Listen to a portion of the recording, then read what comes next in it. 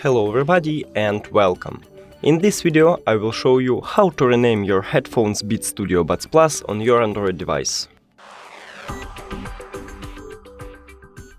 Basically, you have a few options to rename your headphones. The first one is to use application, so just open it.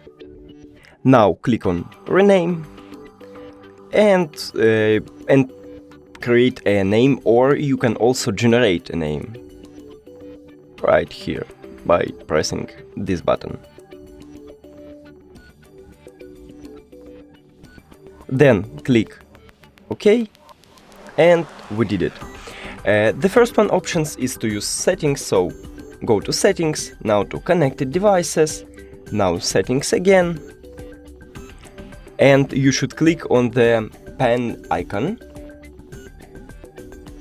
and then create a name. That's it. Thank you for watching this video. If you found it helpful, please consider subscribing to channel and leave the like on the video. It's really important to us. See you later!